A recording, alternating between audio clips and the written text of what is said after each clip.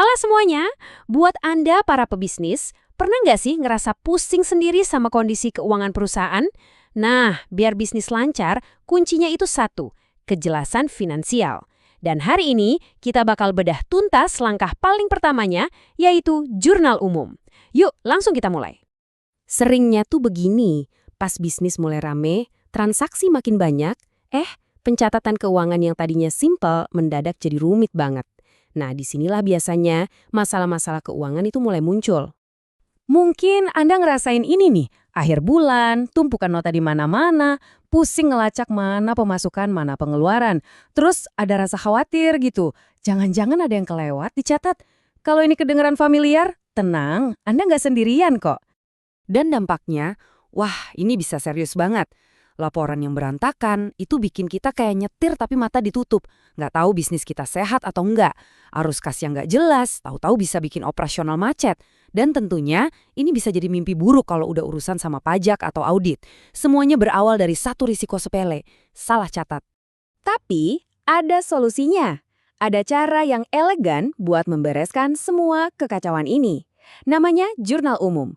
Dan ini adalah alat yang bakal bantu Anda mengambil alih lagi kendali penuh atas keuangan bisnis. Anggap aja ini kayak buku harian keuangan bisnis Anda. Jadi setiap kali ada transaksi, entah itu penjualan, beli bahan baku, atau bayar listrik, semuanya dicatat pertama kali di sini. Dicatatnya berurutan sesuai tanggal kejadian. Simpel kan? Dan inilah wujudnya. Sederhana banget. Cuma ada 5 kolom inti. Tanggal, keterangan, referensi, debit, dan kredit. Percaya atau enggak, seluruh sistem akuntansi modern yang canggih itu dibangun di atas fondasi sesederhana ini. Eits, tapi jangan salah, jurnal ini bukan sekedar buku catatan biasa loh. Dia punya 5 fungsi penting yang menjadikannya alat yang sangat kuat untuk bisnis Anda. Pertama, fungsi historis. Dia merekam semua kejadian keuangan secara runut, kayak alur cerita. Lalu, fungsi mencatat. Ya jelas, untuk mendokumentasikan setiap perubahan. Nah, yang ketiga ini keren, fungsi analisis. Disinilah kita mulai membedah setiap transaksi. Keempat, instruktif. Jurnal ini jadi semacam perintah untuk memindahkan data ke buku besar. Dan terakhir, fungsi informatif.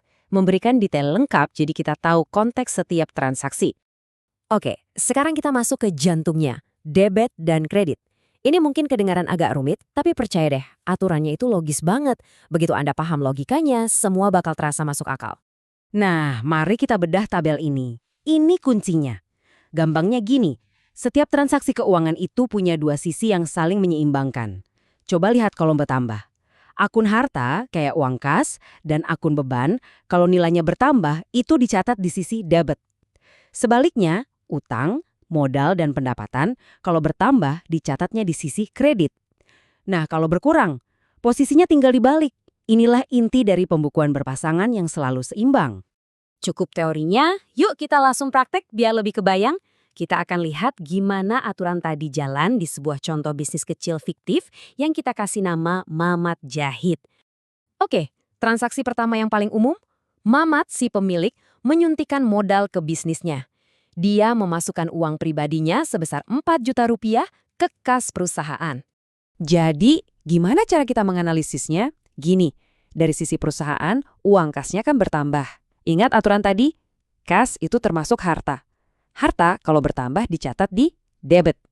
Di sisi lain, modal Mamat di perusahaan juga jadi bertambah.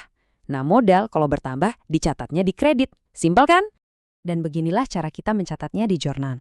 Pada tanggal 1 Mei, akun kas kita catat di kolom debit sebesar 4 juta. Lalu akun modal kita catat di kolom kredit juga sebesar 4 juta. Lihat, sempurna seimbang. Debit sama dengan kredit. Selanjutnya, Mamat butuh tempat usaha. Dia langsung bayar sewa ruko di Muka. Untuk 6 bulan ke depan, totalnya 1,2 juta rupiah. Sekarang, ayo kita tambahkan transaksi ini ke jurnal. Di satu sisi, uang kas perusahaan berkurang, jadi kita catat di kredit. Tapi di sisi lain, perusahaan sekarang punya aset baru. Bukan uang, tapi berupa hak untuk menempati ruko selama 6 bulan. Ini kita sebut sewa dibayar di Muka. Karena hak ini adalah aset baru dan aset bertambah, kita catat di debit. Lagi-lagi, seimbang. Kabar baik, Mamat Jahit akhirnya dapat pelanggan pertama. Dia menyelesaikan kerjaannya dan langsung dibayar tunai sebesar Rp300.000. Dan ini entry terakhir untuk contoh kita.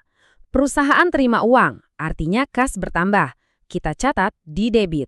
Lalu dari mana uang itu datang? Dari pendapatan. Pendapatan bertambah, kita catat di kredit.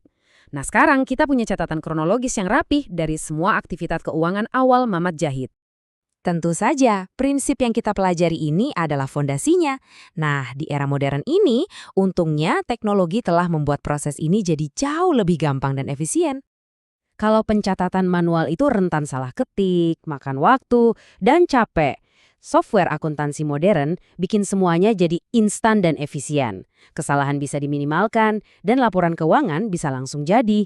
Tapi ingat, secanggih apapun softwarenya, otak di baliknya itu tetap prinsip debit dan kredit yang baru saja kita pelajari. Jadi, inilah poin pentingnya. Meskipun kelihatannya cuma langkah dasar, menguasai jurnal umum itu benar-benar krusial. Ini tuh ibaratnya denyut nadi keuangan bisnis Anda, yang memastikan setiap keputusan yang Anda ambil itu berdasarkan data yang akurat dan nyata. Dengan memahami konsep ini, Anda bukan lagi sekedar mencatat angka. Anda itu sedang membangun sebuah fondasi yang kokoh untuk pertumbuhan bisnis Anda ke depan. Pertanyaannya sekarang, apakah Anda siap untuk memulainya?